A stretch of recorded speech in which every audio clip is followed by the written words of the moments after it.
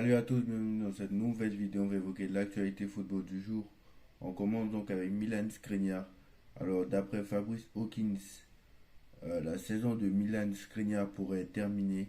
Donc, la Milan Skriniar, absence pour plusieurs mois, est possible qu'il ne puisse pas jouer d'ici la fin de la saison. Une opération est évoquée pour lui. Donc, d'après Fabrice Hawkins, ça serait une absence de 5-6 mois déjà, donc le temps qu'ils reprennent et tout ça, bref. En tout cas, pour l'instant, ça a l'air mort. Ça a l'air terminé pour Milan Skriniar. Bon, est-ce que bonne nouvelle, mauvaise nouvelle? Si Nuno Mendes revient vite et que Lucas Hernandez repasse dans l'axe, ça peut peut-être faire quelque chose, on ne sait pas. On verra.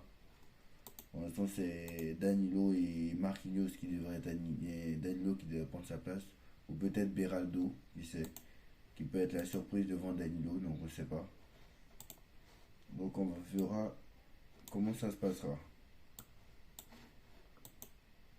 Ensuite, donc le Real Madrid cette saison, j'aimerais avoir un stat qui est quand même incroyable. Bah, le Real Madrid cette saison, c'est 25 matchs, 21 victoires, 3 nuls et une défaite. Donc c'est quand même assez incroyable. Et c'est le 18e match consécutif sans défaite. C'est quand même assez incroyable. Alors d'accord, ils n'ont pourquoi affronter des gros. D'accord, leur groupe est à leur portée. D'accord, on peut dire qu'ils ont perdu une seule fois contre l'Atlético Madrid, 3 buts à 1. Mais vu ce qu'ils ont fait, c'est quand même assez incroyable. 56 buts marqués, 18 buts encaissés. Là, ils sont aussi 18 matchs sans défaite. C'est quand même assez impressionnant. Donc voilà.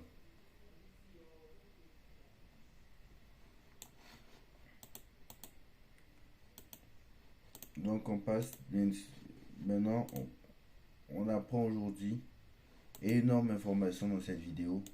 On apprend aujourd'hui, comme vous le savez, le Paris Saint-Germain veut renforcer son milieu de terrain. Donc énorme information dans cette vidéo. Mais avant ça, Manchester United casse le prêt de Reguilon. Et Reguilon va retourner à Tottenham. Et Reguilon, franchement, moi je ne le connais pas, mais franchement, c'est un ancien joueur du Real, je crois, si je ne me trompe pas.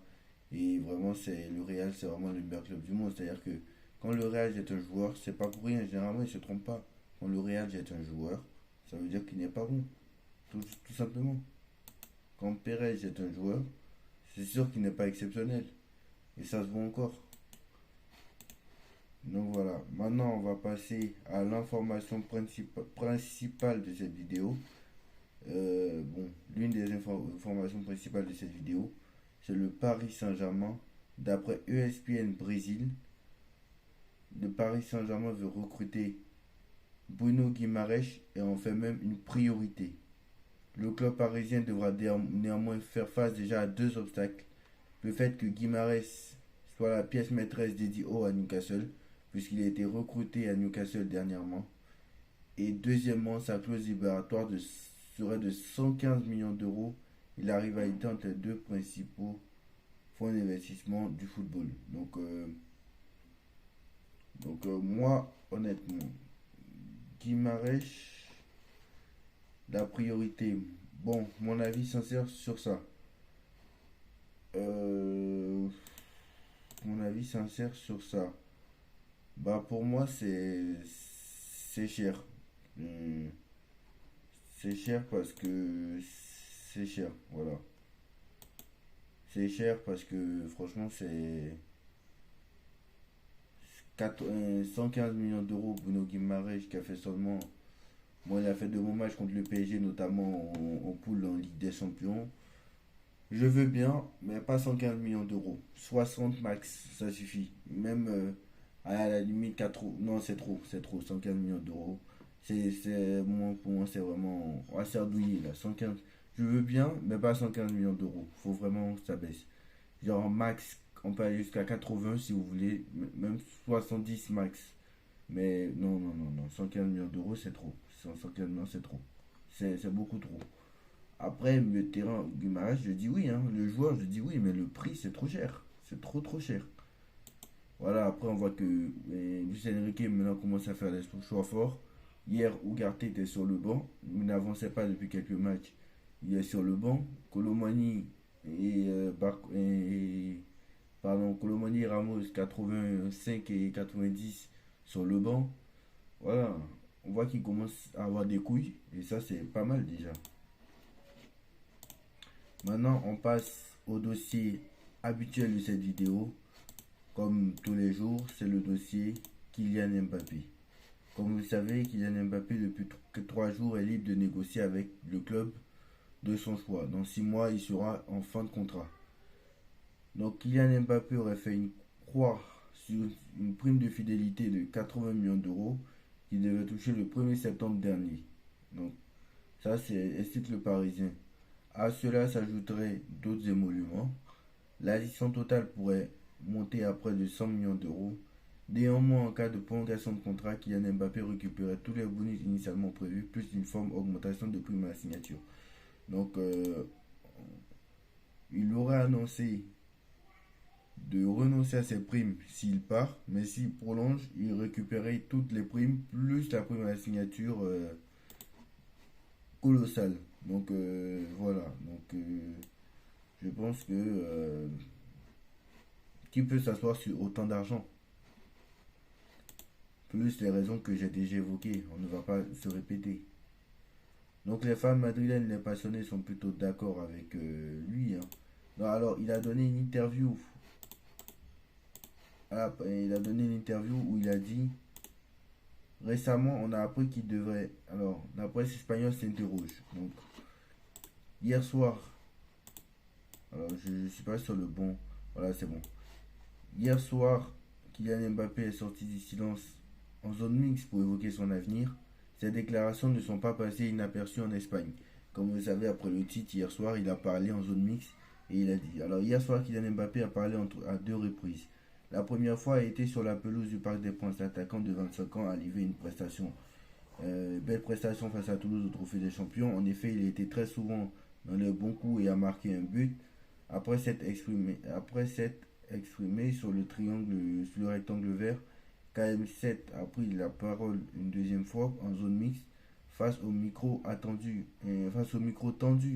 Le capitaine des Bleus a, comme souvent, été très à l'aise. Il a d'ailleurs évoqué sur le sujet qui agite les médias, le monde entier, et tous les médias du monde entier, en ce début de mercato, son avenir.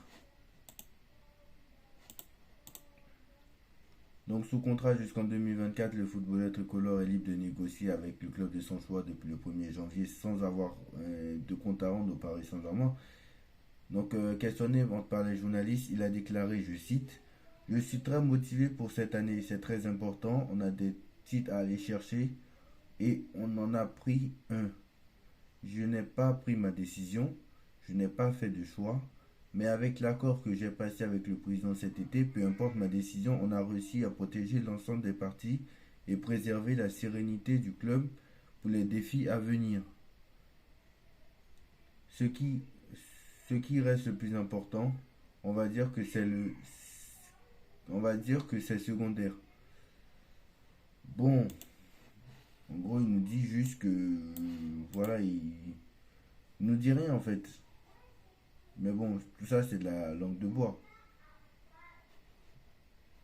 Puis il a indiqué que comme il y a 2 ans, il prendrait son temps avant de trancher. Il nous dit, je cite, c'était fin mai 2022 parce que je ne savais pas jusqu'en mai.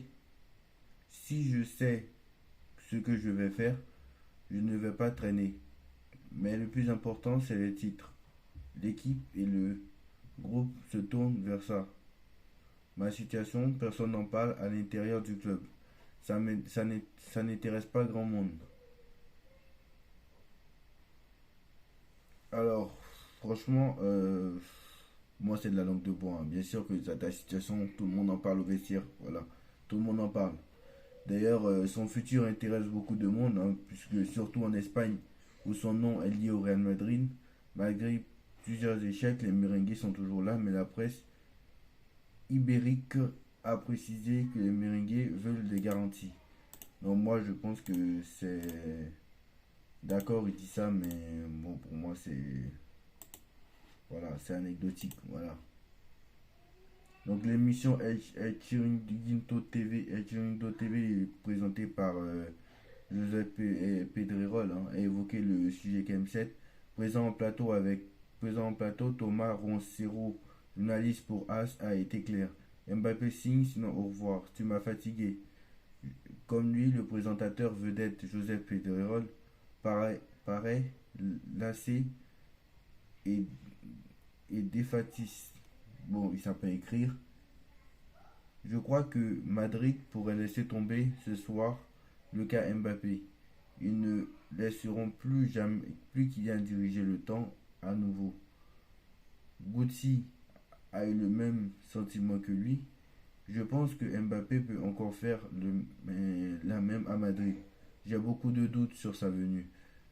Un autre consultant a lui critiqué le comportement du joueur. Mbappé ne rejoint pas un club sérieux.